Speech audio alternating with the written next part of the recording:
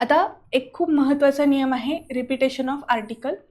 Article सोबत जर आपण ॲडजेक्टिव्ह वापरलेलं असेल आणि अँड हे कंजंक्शन वापरून आपण परत एकदा तेच नाव लिहित असेल तर या ठिकाणी असा अर्थ होतो की अँडच्या आधी आणि नंतर वापरलेले दोन्ही ॲडजेक्टिव्ह एकाच व्यक्तीसाठी वापरलेले आहेत. For example, she has a black and white cat.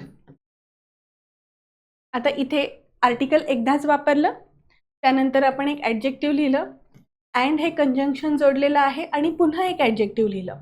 मग हा जो रेफरन्स आहे, आपण जेव्हा म्हणतो she has a black and white cat, याचा अर्थ तिच्याकडे एकच कॅट आहे आणि तिचा रंग ब्लॅक आणि व्हाईट असं आहे.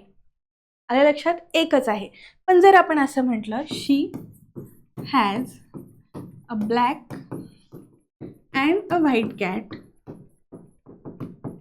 तर या ठिकाणी तिच्याकडे एक काळी मंजर देखील आहे आणि एक पांढरी देखील आहे असा अर्थ निघतो.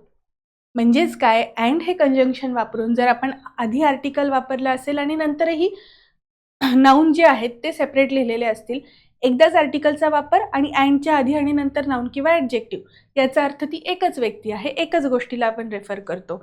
पण अँडच्या पूर्वी देखील आर्टिकल वापरलं, या ठिकाणी बघा इथे आर्टिकल एचा वापर केला आपण, ठीक आहे, आर्टिकल ए वापरलं आणि दुसऱ्यांदा देखील अँडच्या नंतर देखील आर्टिकल वापरलं, दोन वेगवेगळ्या गोष्टींबद्दल आपण बोललेलो असतो. ओके.